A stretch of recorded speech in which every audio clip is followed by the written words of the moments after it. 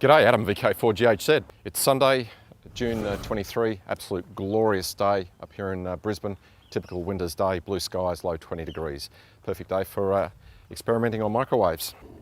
So this is the new arrangement here. I've got a surveyor's tripod. These are quite affordable. They range from, well, don't do what I did and go to Johnny Appleseed and pay $110 for them.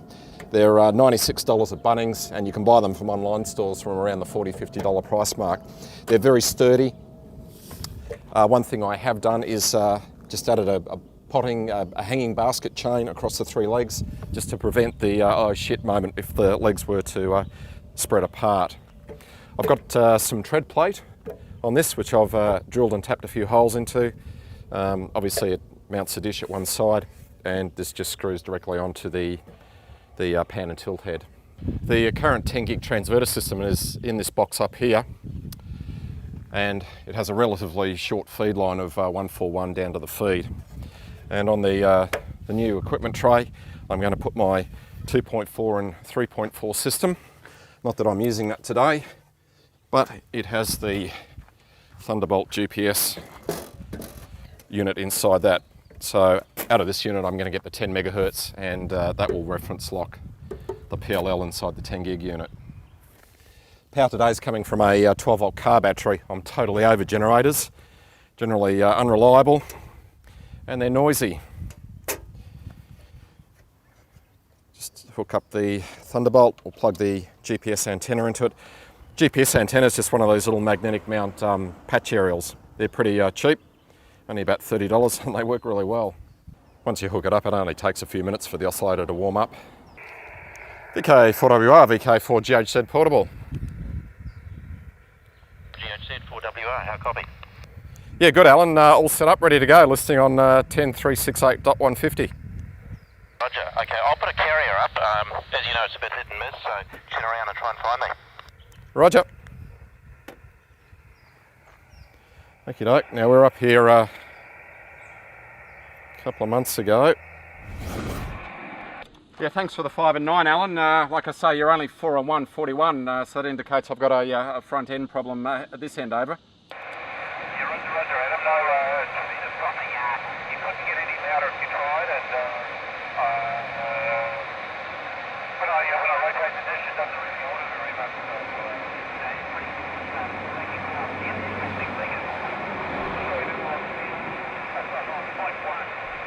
I don't know what.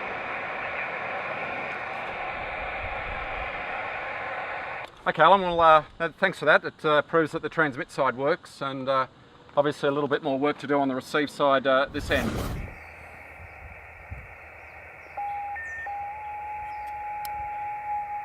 Oh, oh.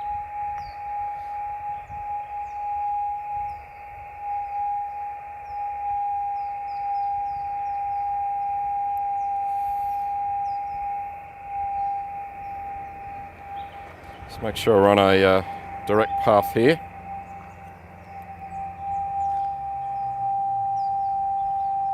Seems to be about it.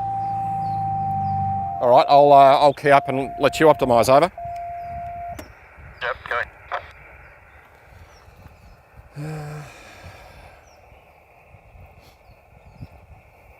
Now, it's a really good trick with the FT817 is if you plug a jack into the key and opens a closed circuit, a plug into the 817 key, it'll go beep, beep, beep, beep, beep, beep, which is really handy. I've been meaning to do that. Hang on. Fumble fingers here. Carrier coming. And frequency spot on too, by the way.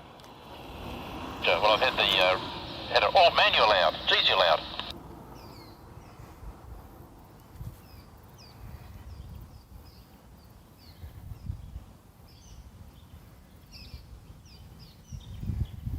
It's VK4GHZ portable. VK4GHZ portable, Mancouth. You're full scale, Adam. I can't get you any louder. VK4GHZ, VK4GHZ, VK4WR, VK4WR, VK4 Whiskey Radio, over. Yeah, about the best I can get from you, Alan, is about a strength 8, but that's a substantial improvement over last time, where I could only just hear you.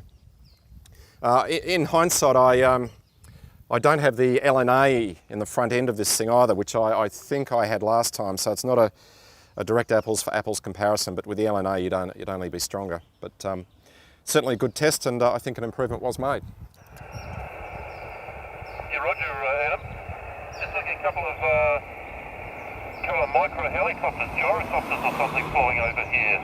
So you might see them heading, they go right over the top of the house now. So you look out, you might see them heading your way. But your street sign are really loud.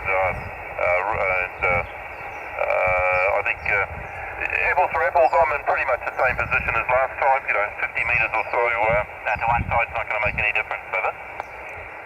Yeah, very good. VK4WR, VK4GHZ portable on 10368.150. Dial on the 817 is reading 0.75, so it's 250 hertz there somewhere. It's probably a bit at both end. I'm not GPS locked on the 817. I've never found that to be necessary. But it's so close it doesn't matter over. Roger. Okay, that's great. Have you got 2.4? Do you want to have a go on that? No, I didn't bring the grid pack up with me, but everything else is here. Okay, oh, never mind. Okay, oh well, it's working well. You can pack up now, rather.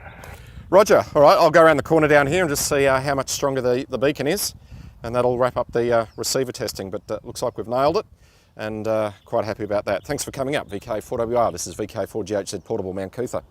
Yeah, Roger. It's just a shame you're the only contact I've had on this band. I was really looking forward to trying to work down on the border ranges. I thought that would have been a good path for this.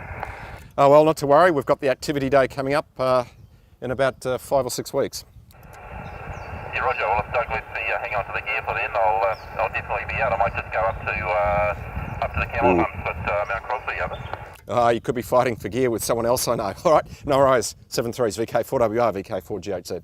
Yeah, Roger. Well, remember, position is 910. Exactly. 7.3 VK4 Whiskey Radio. I'm quite happy with that improvement. One thing I did find, the bias adjustment is fairly critical on the XTK board, and for some reason that wasn't set properly. It was way out, so the sensitivity comes right up when you set the bias correctly. So I'm going to go around the corner here on Mount Cootha and check it out on the VK4 RBB beacon at Muraree. Well, here we are. We've just come down Mount Cootha a little bit, and I'm going to try and see how much of an improvement I've got with the Muraree beacon across the other side of town. Now, did I mention what a fantastic day it is here? All you Melbournians, take note.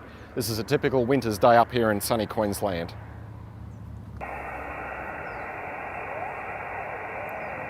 There it is. It's almost 8 kilohertz off.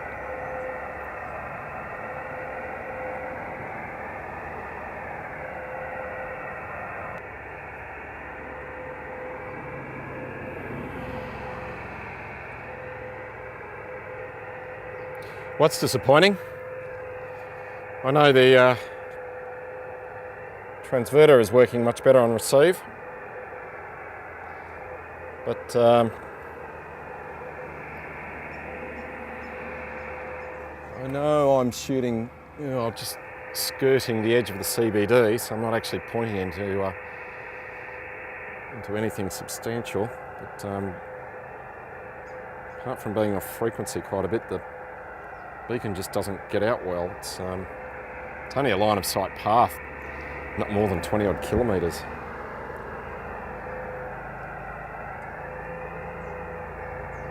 Looks like that's about the best we're going to do. I've already done a tilt. All right, look, that's all we can do today. One other thing I'm going to try is fitting an LNA to the front end of the transverter. I know they work reasonably well. So we'll come back up here another time and see how we go. This is Adam, VK4GHZ in sunny Queensland. See you next time.